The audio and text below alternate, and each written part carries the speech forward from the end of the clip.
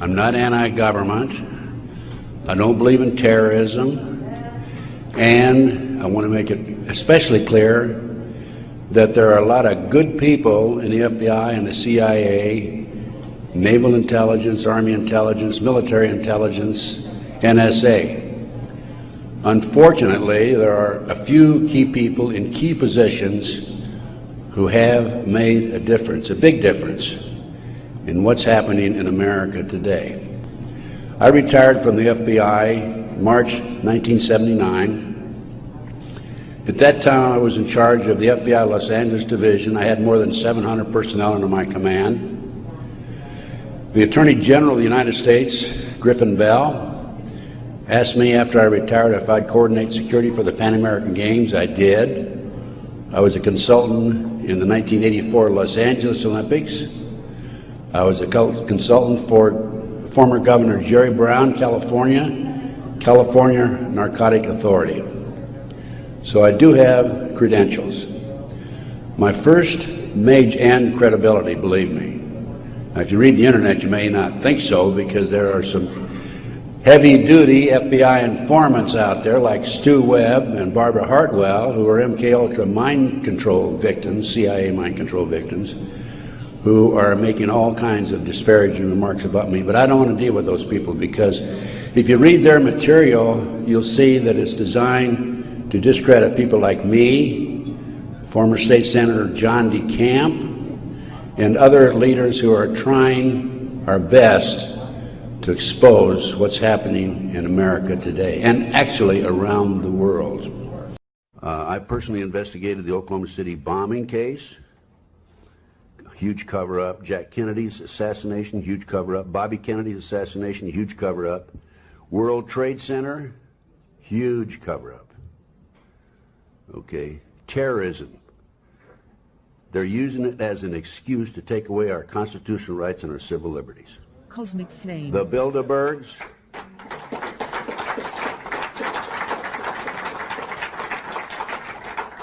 The Illuminati, Bilderberg, New World Order, globalists are the element behind this. It dovetails into the satanic movement, and this movement has infiltrated into our intelligence community, the once great FBI and the CIA. FBI agent for 27.5 years. At the time of my retirement, I was the senior special agent in charge of the FBI Los Angeles Division. I have been qualified in the courts as an expert on cults and satanic ritual abuse. I have information from various sources that judges, law enforcement, prosecutors, attorneys, doctors, and many prominent individuals, including actors, actresses, professional football and baseball players, are involved in these type activities. If you go back 225 or 30 years ago, you have what we call the Illuminati, that was established in 1776. And the goals of the Illuminati, this is all very well documented, are to take over the world. One of the best ways of taking over the world is to control people's minds, and to take over a country through the control of the minds. So what's happening in America, and based on my research and my interviews with numerous individuals, is that the powers that be, the higher-ups, the people in the Illuminati, are using the satanic cults as a means and as a tool to condition individuals and to make them victims of the mind control, MKUltra mind control program. There's probably close to 4 million practicing Satanists in the United States alone, based on my intelligence information. Called Baal, which the Oxford English Dictionary confirms as being a Hebrew word. Baal is the chief male deity of the Phoenician and Canaanite nations. Was the Jack Kennedy assassination. So I checked into that, and by the way, I used to be in charge of the FBI in Dallas, and also I was in charge in Los Angeles after Dallas. So in checking into the Jack Kennedy assassination, I learned, no question about it, that it was a joint hit by the CIA and the Chicago mob. Sam Giancana, head of the La Cosa Nostra in Chicago, 3 days before he was to testify before Congress, was shot and killed, murdered. This encouraged me to do some more checking into some of these national terrorist acts that have taken place and other cover-ups in the United States. I interviewed the naval intelligence officer who on December 4th, 1941, received information that the Japanese were going to bomb Pearl Harbor. We had broken the secret code of the Japanese. He told me personally, on December the 4th, he gave it to his superiors. They passed it up the line. After Pearl Harbor, he was subpoenaed to testify before Congress. His boss called him in and said, "Don't worry about it, don't respond to the subpoena. Someday you'll know why." He never did testify before Congress. And he recently passed on, by the way. So we have not only a cover-up in these other areas, but looking at the national picture, Pearl Harbor. And look at Waco. The military was involved in destroying and shooting and killing, and also the FBI, women and children in Waco. They used tanks, military tanks, in violation of posse comitatus, which is a law that says the military cannot be used to enforce a civilian population. They got away with it. There's an interesting story. I did some research on Waco. As I've told you, I've done a lot of research. And in many instances, I've not only been there, I've done that, and I've been on the scene. I've spent most of my retirement money investigating these matters, including Oklahoma City, and I'll go into that in just a minute, 911 and so forth. But in Waco, there were 4 BATF agents who were shot and killed. Some of the Branch Davidians were tried, sentenced for these, quote, murders, and are serving prison terms today, probably for life. In researching the 4 BATF agents who were shot, I learned every one of them was shot in the head. Now, for those of you who have been in the military, that's a sniper shot, no question about it. One of them, the bullet, the trajectory of the bullet was from above, down through his lip, and into his body, probably from a helicopter. It's interesting to note that these 4 men, BATF agents, at one time were all bodyguards for former President Bill Clinton. That was Waco. Ruby Ridge. Randy Weaver was set up by a BATF, Bureau of Alcohol, Tobacco and Firearms, informant. He bought a shotgun that was about 1/4 of an inch too short by law. They arrested him and served him with a warrant. He refused to appear before the courts, and they sent an army after him. Horiuchi, the FBI sharpshooter, shot and killed his wife while she was standing in the doorway. He used to brag about what a great shot he was. I retired, as you all know, in '79, came out, worked the McDonald case. The light bulb went on when I realized evidence lost, stolen, destroyed, altered, etc., etc. Obtained a confession from Alina Stokely, the girl in the floppy hat, who said that he didn't commit the crimes, Dr. McDonald did not commit the crimes, they were committed by my satanic cult group. I went public with the information. I obtained the confession on October 25, 1980. A number of TV shows, radio talk shows, people came out of the woodwork from all parts of the country telling me about the satanic cult movement in this country, the United States. People on the East Coast, West Coast, South, and so on and so forth. Same basic story. And they not only told me about the cults, but they told me about the inner workings of the cults. Not a lot of detail, but enough that I could piece it together. And I'm saying, how could somebody from Maine know and furnish the same information as somebody from Southern California. As a result of that, of course, then I obtained a copy later on of Pawns in the Game, and this book, Pawns in the Game, which I sold out of on this conference, really explained what has happened in the last 240 or 50 years. And that is this, that in 1773, Adam Weishaupt, a Bavarian, former priest, was commissioned to obtain or come up with with goals to take over the world. And on May the 1st, 1776, he announced the 25 goals. The goals are unbelievable if you look at them one by one and then analyze what's happened today. Corrupt the youth through sex and drugs, control the press, create an incident, and then come in and act as the saviors, like the Reichstag, and we saw this in Oklahoma City.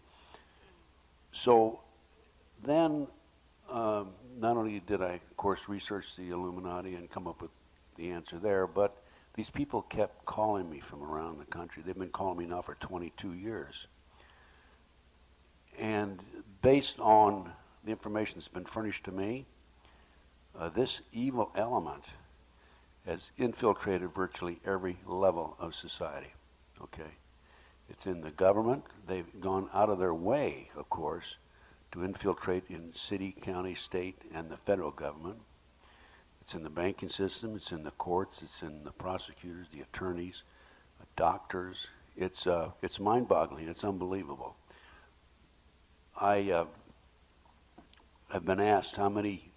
By the way, this dovetails. The satanic cult movement dovetails into, as part of the Illuminati, dovetails into drugs, prostitution, homosexuality, the whole 9 yards. And I've been asked on a number of occasions, how many are there in the United States? Just say walking the streets. And I say that there's close to 4 million, if not 4 million, practicing Satanists in America today. That's 1.5% of the population. I reached these figures through 3 different means. Number one, a confidential source in the South Bay area, Los Angeles, population 200,000, says there's about 3,000 members in that area. That's where the Manhattan Beach McMartin case took place. Lincoln, Nebraska, 200,000 population. Another source told me about 3,000 members there. Iowa City, Iowa, another source told me about 1,500, and Iowa City's a population of 100,000. So if you project those figures, that's what I see as the strength and the number of individuals who are involved in this movement at basically at the street level, and also in controlling positions in various industries.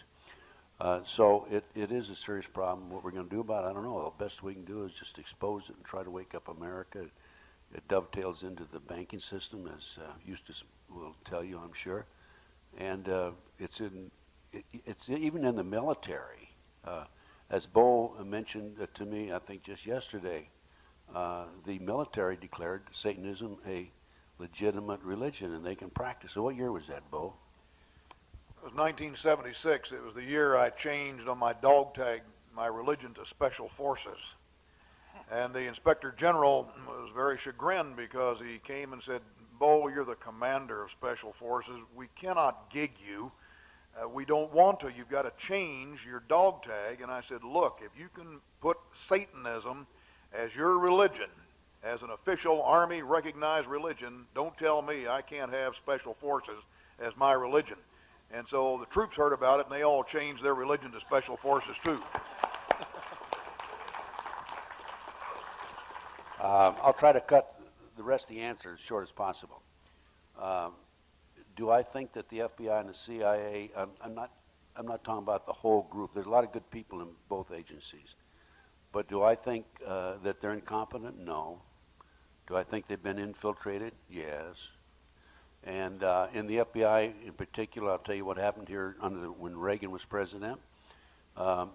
They were having difficulty getting agents on the street to advance to the supervisory level. Of course, that's a very important position. And because the fund is on the street, it's not sitting behind a desk all day pushing paper. So they sent a memo out. This is what I've been told by some of my friends. to the street agents, anybody that wants to be promoted, you know, submit your resume and let's go from there. Well, as a result, I think that what they did is the good agents stayed on the streets, and the other agents, the Illuminati members, if you want to call them that, not all of them, of course, advanced to the supervisory level. On one occasion here during the Atlanta, Georgia Olympics, there was a spokesperson on for the FBI on national television in connection with the bombing that took place down there, and I had a call from an adult survivor. Adult survivor is somebody that's born into the movement, the cults, is raised there, gets out, tries to go straight and stay away from it. But I had a call from an adult survivor and said, this person told me, a lady, woman, that she recognized that FBI spokesman as having attended satanic meetings in the past. So I'm saying that, hey, they've had 230 some years to put this together. They're advancing. I know of one adult survivor who was a recruiter and a trainer. She was training other people in San Diego area to recruit survivors. And she was recruiting 26 people at a time, other people, teaching them how to recruit in the satanic movement. Very serious problem. So I'm sorry I couldn't make it any shorter than that. Ask Eustace a question. This hierarchy, this hidden hierarchy that we have, I've tried to research and locate a headquarters for this element. It would be nice if we knew where that was, and also how often they meet and where they meet. Do you have any information on that? Well, for quite a few years, I believe that the headquarters was the office of N.M. Rothschild in London. And I still think that they do have a special office somewhere, but it's these people. Now, there is also, behind the scenes, a demonic force, whether it's extraterrestrial, but it's definitely a demonic, anti-human operation. And that's why I say I've never been able to get, I've never seen any artist rendering or imagining of this force, because apparently it's something so horrible we can't even conceive of it. It's interesting, too, that in the Bible, the Apostle Paul uses an interesting term when he says that we have a fight not against flesh and blood, but against principalities and the forces of darkness. He uses a term in Greek, cosmokratoros, or rulers of this world darkness. Are we losing sight of the fact that Oklahoma City, the World Trade Center 93, and that 911 is actually a ploy in order to take away many of our constitutional rights and civil liberties? That's what it's all about, as far as I'm concerned. And then if you're going to conquer the world, you got to conquer the United States first, because we're the strongest in the world.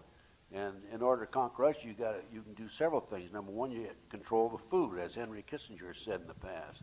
Take away your constitutional rights, civil liberties.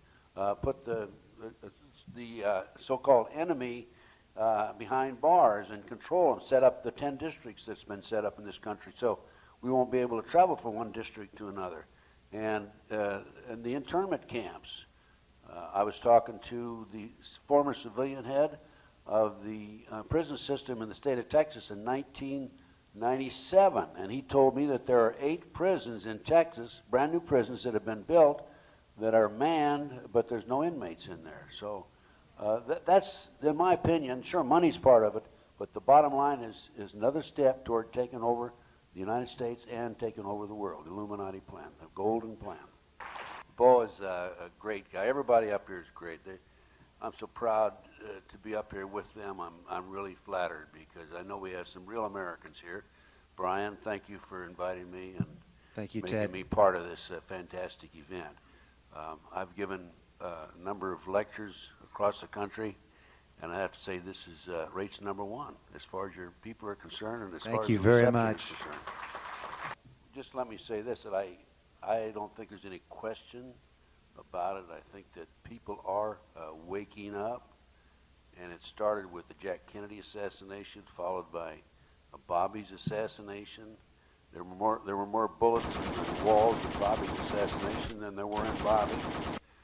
And it goes on. Then we had Ruby Ridge, and we had Waco, and more recently we had 93 bombings, and then Oklahoma City, and then we have most recently 9/11, and then we have people like Arlen Specter, the magic bullet theorist, coming out, making statements that he expects us to believe. I mean, outright fabrications.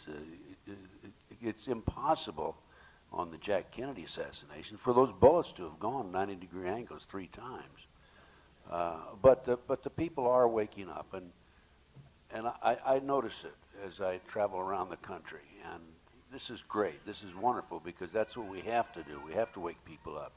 I can say this, that since I got out of the Bureau, FBI, 1979, 23 years ago, and became involved in these issues, that I've done everything I can to wake up my fellow brothers and sisters, and along the way I've lost an awful lot of people that I thought were friends.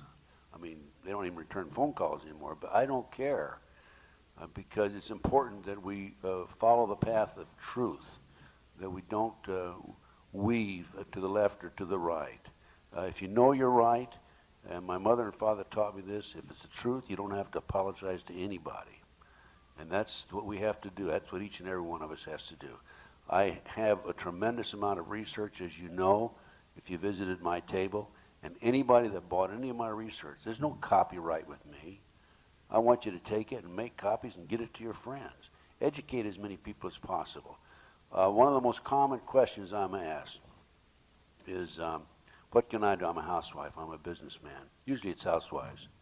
Well, what you can do is get the research, get mine and everybody else's up here and whatever else you can find, and pass it on to your friends. Get the videotapes. People are lazy today because they don't like to read. They'd rather watch the videotapes. But if that's what it takes, get the videotapes and make copies and get them out to your friends. And then I think that most important thing, other than trying to educate each other and research and tell your neighbor, most important thing is that we have a mission to save our own souls and save the souls of all of us around us. So that's got to be one of the highlights of this whole campaign, to expose this evil element that's casting its shadow across our great nation. And so as we go forward from here, folks, don't apologize to anybody. Just do your thing and talk to your brother and sister and say, hey, come on, let's go. We've got to save your soul too. And thank you very much. Thank you, Ted. However, my first major investigation when I returned from Puerto Rico was a Dr. Jeffrey R. McDonald case. He's a former Green Beret doctor who was convicted of murdering his wife and 2 children at Fort Bragg, February 17, 1970. He'd been tried and convicted and sentenced to 3 consecutive life sentences. I was asked by the defense team to investigate the case because they claimed that Dr. McDonald was innocent. I said I would, but if I learned that he murdered his wife and 2 children, I would discontinue my investigation, no longer become involved. I want you to know I'm still working for Dr. McDonald. He is an innocent man. Now, once I became involved in the case, I had to read everything, and I learned that evidence was lost, evidence was stolen, evidence was altered. An FBI agent, Paul Stombaugh, lied before the grand jury. And most important of all, Colette, the wife, had skin where she had fought off the assailants under her fingernails. That skin was handed over to William F. Ivory, the chief investigator for the Army, and it has disappeared. 10 months into the case, October 25, 1980, I, through a series of circumstances, I don't have time to go into the details now, obtained a signed confession from one Helena Stokely. I had 3 sessions with her, 10 days each, total of 30 days. Helena told me that Dr. McDonald did not commit those crimes, that they were committed by her satanic cult group. And I said to myself, what's this all about? I don't know anything about Satanism. I read about it in the Bible, of course, and that's about it. But as I delved into the case, I learned that drugs from Southeast Asia were being flown into the United States to various military bases in plastic bags in the bodies of the dead GIs.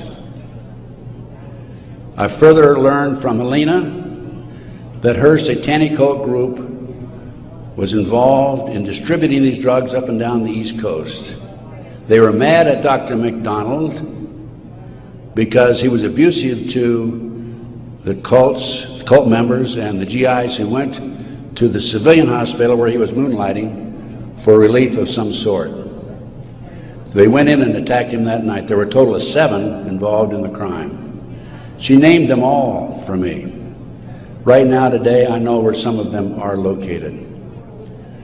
But to further check and document this, I went to the UCLA library, and I found out, in fact, in the Time magazine, January 1, 1973, there was an article about bringing drugs in plastic bags in the body cavities of dead GIs. There was no question in my mind Helena was telling the truth. I gave her a polygraph test and she passed. I had her examined by a psychiatrist and she passed. And as a matter of fact, the government themselves had given her a polygraph examination early in their investigation before I entered the case. And Byzantine, the Army polygraph operator, said that she thought that she was telling the truth. She thought she was there that night.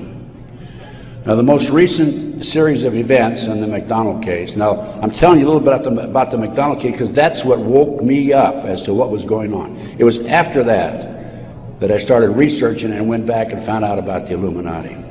Illuminati/Satanism. It was after that I learned considerable more about what was going on. And the most recent information, Dr. McDonald, who's been in the penitentiary for some 25 or 26 years now, appeared before a parole board just 2 days ago, his first that he's ever appeared before a parole board. And the reason he had never appeared before is because, in his opinion, had he appeared before, it would be an admission of guilt. In this particular instance, he still claimed he was innocent, but he did appear before the board because he's a newlywed individual with a woman named Kathy. And of course, if you read the papers in the last 2 days, his parole was turned down, and the parole board made him eligible for another hearing in 15 years. This poor man not only lost his wife and 2 children, he has served 25 years in the penitentiary and another 15 years to go. He's 61 years old. I am still working the case. What are the latest developments on the case? In 1997, the judge, federal judge, agreed to do DNA tests. And they chose 15 individual pieces of evidence to be examined. However, the judge said that when you open the evidence envelopes, only the prosecutor can be present. Well, they opened the evidence envelopes. The prosecutor did. How many do you think were empty? 5. 5 evidence envelopes were empty. The skin under Colette's fingernails would have established Dr. McDonald's innocence alone. Now we have DNA authorized in 1997. Here we are in 2005. They still have not completed the DNA test. From the McDonald case, the next case I worked of a major consequence was the McMartin preschool case in Manhattan Beach, California. The children there claimed there were tunnels under the school. They were taken into the tunnels and through the tunnels up into the trap door of a bathroom in a triplex next door, placed in automobiles, and prostituted in the community. These are 2-, 3-, and 4-year-old children before they enter kindergarten. In addition, the children claimed that they were flown into the mountains where they were involved with adults in robes, black robes, chanting, candles. They talked about the brown babies who were cut up, actually sacrificed. And in checking into this and researching this, of course, this was obviously a satanic ceremony. The McMartin family, who owned the preschool, they were tried, of Dre Bucky and his grandmother.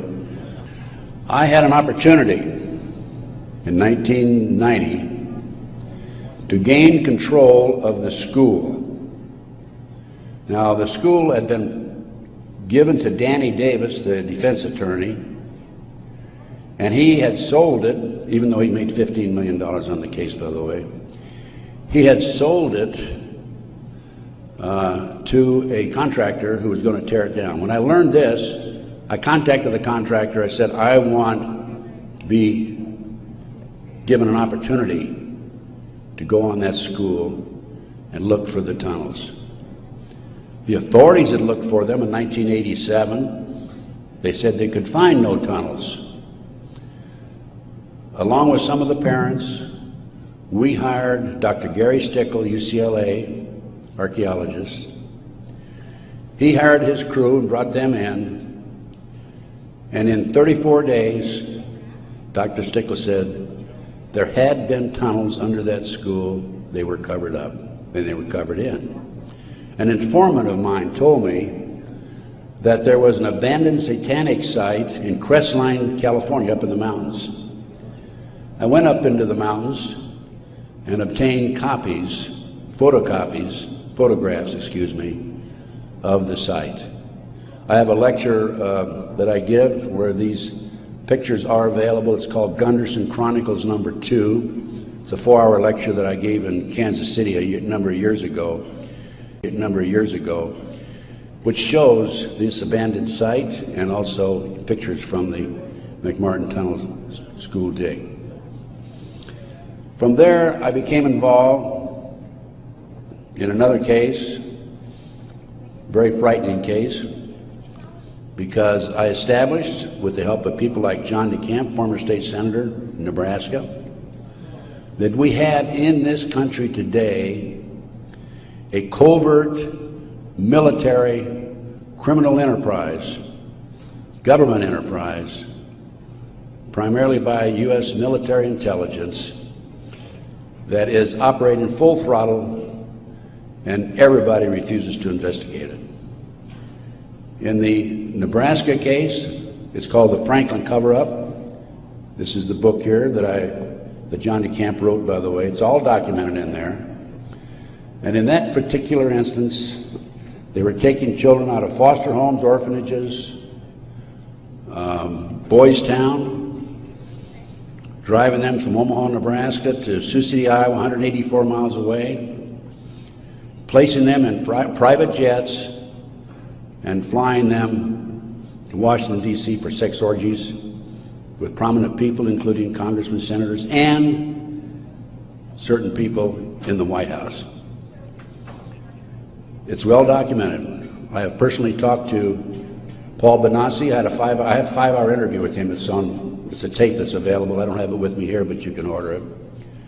I have a 5-hour interview with Paul that he gave me in 1993. Paul told me how he was used. He was part of the kidnapping crew and was used as a decoy, and when he was 10, 11, 12 years old, in parks, shopping malls, to attract the children over near where the adults were in a car waiting for them. They throw them in the back seat, chloroform them, and make off with them. Paul also told me that these children, many of them become sex slaves. Many of them are used as toys. The boys, they call the boys toys. I don't know what they call the girls. But these degenerate, sick people, the men are more interested in the little boys than they are the girls for some reason. But it's all well documented. Paul drew the inside living quarters of the White House. Now, this information broke in about 1987. That's about right after I entered, just before I entered the case. I replaced a fellow named Gary Caradori, who was the investigator for a Nebraska Senate committee. Gary met the official photographer of the group, who had split from the group, defected, and agreed to take the pictures that this official photographer gave him, and they met in Chicago, agreed to take the pictures back to the committee. He flew out of Chicago in his private plane, a short distance out of Chicago. The plane exploded in midair, and his briefcase has never been found. He and his 11-year-old boy died. His briefcase has never been found. The rear seat of the airplane has never been found. I had made every attempt possible to obtain possession of or control of that plane, because I wanted to examine it for bomb chemicals, particularly the back seat. It's no longer available. Nobody knows what happened to it. Gary Caradori was a civilian, yet it was taken to a military base for examination.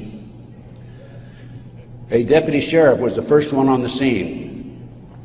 He saw the pictures. He started picking up the pictures. An FBI agent came along, took the pictures away from him, told him to keep his mouth shut.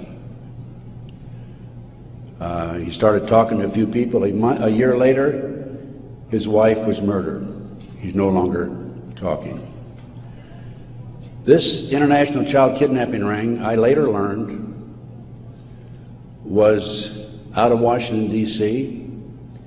It was very active, and the organization is known as the Finders.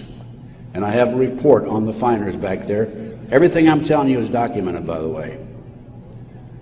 The Finders has been established and operating throughout the 1960s up to the present time. It was exposed in 1987. They moved their operation to Wichita, Kansas, and they're operating right today in Wichita, Kansas. I have taken my report to the FBI half a dozen times, demanded an investigation, and I have yet to be interviewed. So we have the Finders, we have the Franklin cover-up, which documents what I'm telling you. We have the pawns in the game. Pawns in the game is the Illuminati. This is the Illuminati/satanic movement in this country today. And the last thing I'm going to mention in the way of a book is why Johnny can't come home. Johnny Gosch was, September the 5th, 1982, a newspaper boy on a Sunday, and he was about to deliver his newspapers in West Des Moines, Iowa. He never delivered any newspapers.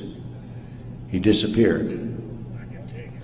The mother, Noreen Gosch, was dumbfounded, didn't know what happened, demanded an investigation of the FBI and by the West Des Moines Police Department. The chief of police in West Des Moines said to her, even though he's disappeared, we do not have any witnesses who saw him being grabbed and placed in a car or being taken control of. So we're not going to investigate it. The FBI used the same premise. They refused to investigate it. Now, I've been involved in kidnappings in the FBI, and I can tell you that it's automatic within 24 hours, at the end of 24 hours, that we had to go in my day, this was back in the 50s, 60s, and 70s, we had to go in and start investigating the case after they've disappeared for 24 hours. Today, as I stand here and you sit there, the children are disappearing in this country at the rate of 83 per hour. That's over 700,000 children a year. Now, I can go back to July 1982. The Reader's Digest claimed there were 100,000 children disappearing every year. There's another statistic that I find very interesting, and that is that it is estimated 2,500 children are kidnapped and murdered in this country every year. That's an unbelievable figure. Yet, the FBI refuses to investigate it. Now, after the Nebraska case, and part of the Nebraska case, most recently, we have a young man named Jeff Gannon, who has appeared in the White House using a fraudulent press pass. This has happened within the last month. Certain people in the White House were questioning him and were suspicious of him because when he would engage in a press conference with the president, President Bush, he was asking what they call soft questions. Soft questions meaning the president would have an answer for them, he'd look good. Somebody started checking into his background. They learned that he was actually an individual named Jim Guckert. This is all on the internet, by the way. And Guckert had a homosexual website. So Jeff Gannon is an alias of Jim Guckert. Now his picture appeared in the internet, and he is believed to be Johnny Gosch, who was kidnapped September the 5, 1982. The mother, Noreen Gosch, who wrote this book, Why Johnny Can't Come Home, I have a 2-hour interview with her on video, available again if you want to check my order blank. She did not sit still for this. Can you imagine if the 83 mothers of children who disappear every hour would do what Noreen Gosch has done? We wouldn't have this problem today. She went to the FBI, demanded an investigation. They refused to investigate. The police refused to investigate because the case tied into the Franklin cover-up. Some of our top politicians in the country, leading businessmen, Harold Anderson was identified by the children. The head of the Nebraska Forestry Service was identified by these children. There 80 children came forward in this Nebraska case. And it goes, as I said, right up to the White House. In 1987, according to Paul Benassi, he was furnishing toys, or little boys, young boys, to the sick people, certain sick individuals, in the White House itself.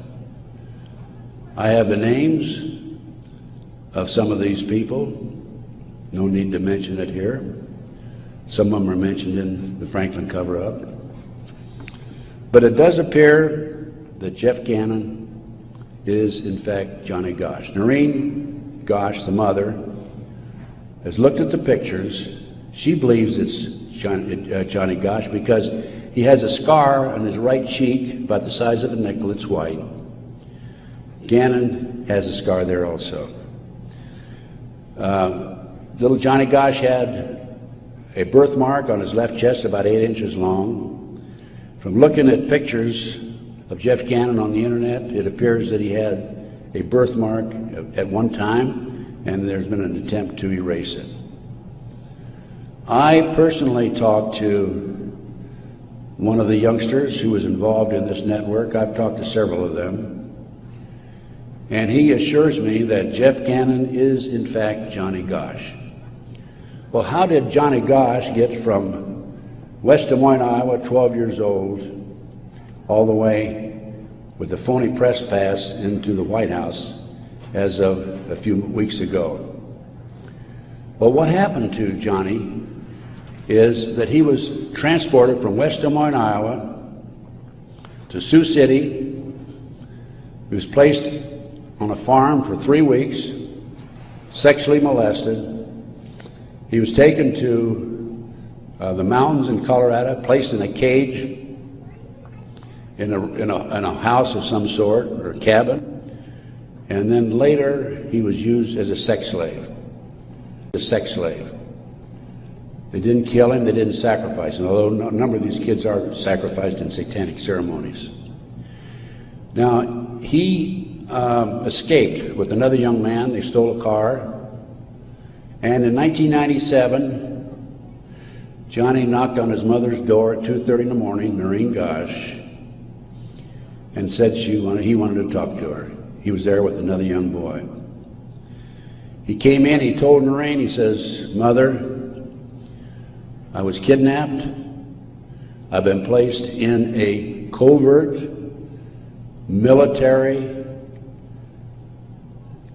CIA-controlled, mind-controlled project and used as a sex slave." He said, "I can't come forward at this time because they will kill me." And then he left. Noreen says that's the last time she talked to him, 1997. Now, several years after that, a girl named Burns, who was a producer for 2020, decided to do a story on the Johnny Gosch kidnapping and the Nebraska case.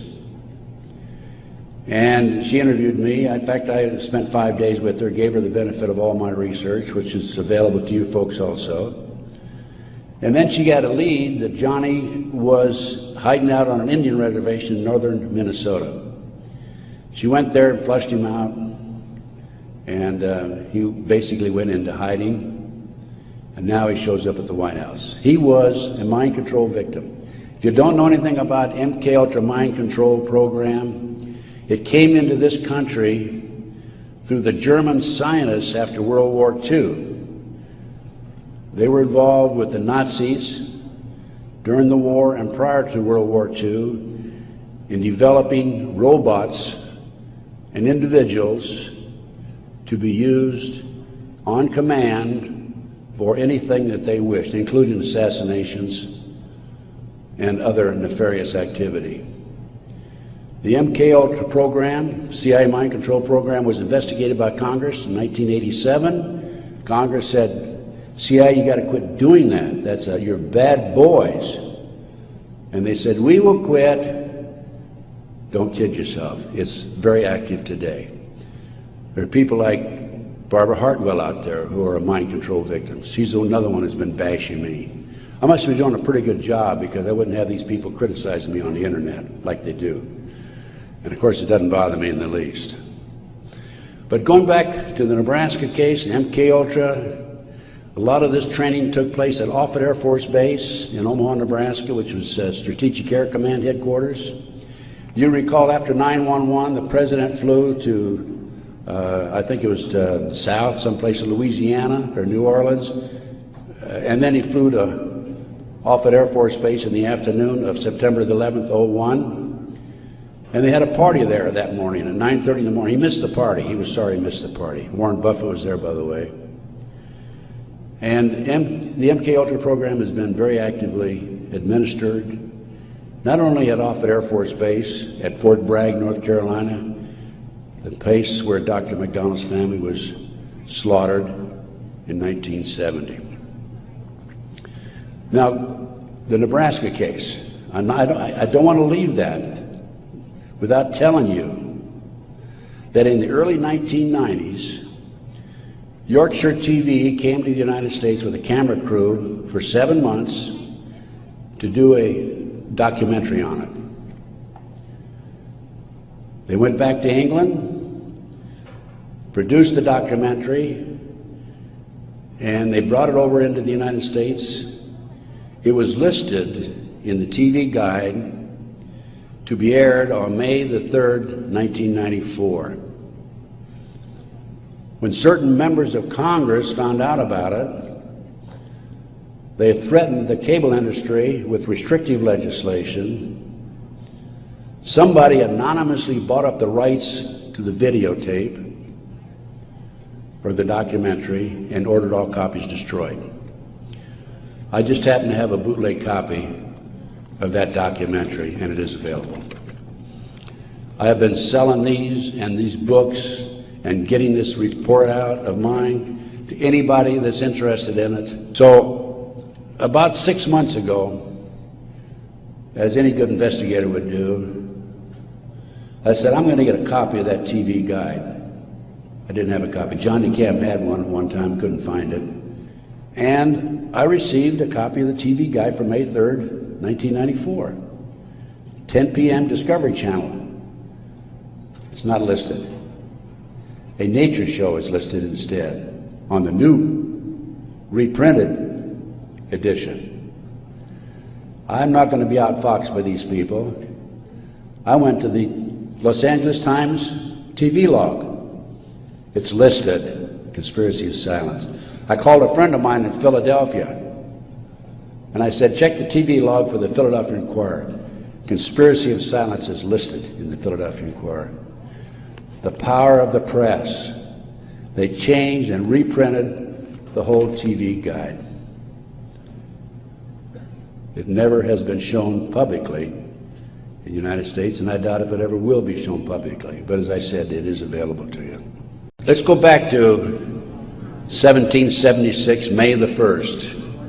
Adam Weishaupt was commissioned by the Rothschild family to set up the goals to control and take over the world with a one world government.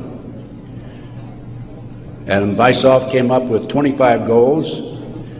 Among these goals were control the press, corrupt the youth through sex and drugs, elect our own people meaning the Illuminati, to key positions in all levels of the government, city, county, state, and federal. And it goes on. The final goal was to take over the world, the one world government. Information is very well documented by William Guy Carr in his magazine, his book, excuse me, Pawns in the Game. The death dumps, otherwise known as chemical trails, are being dropped and sprayed throughout the United States, in England, Scotland, Ireland, Northern Europe, and I have personally seen them not only in the United States but in Mexico and Canada. Birds are dying around the world. Fish are dying by the hundreds of thousands around the world. This is genocide. This is poison. This is murder by the United Nations. This element within our society that's doing this must be stopped. I happen to know of 2 of the locations where the airplanes are that dump this crap on us. 4 of the planes are out of the Air National Guard, Lincoln, Nebraska, and the other planes are out of Fort Still, Oklahoma. I personally have observed the planes that were standing still in Nebraska, Lincoln, Nebraska, at the Air National Guard. They have no markings on them. They're huge bomber-like airplanes with no markings. This is a crime against humanity, a crime against America, a crime against the citizens of this great country. They must be stopped. What is wrong with Congress? This has an effect on their population and their people and their friends and their relatives and themselves. What's wrong with them? What's wrong with the pilots who are flying these airplanes? They're dumping this crap, this poison, on their own families. Somebody has to do something about it. Somebody in Congress has to step forward and stop it now. Thank you. I'm Ted Gunderson.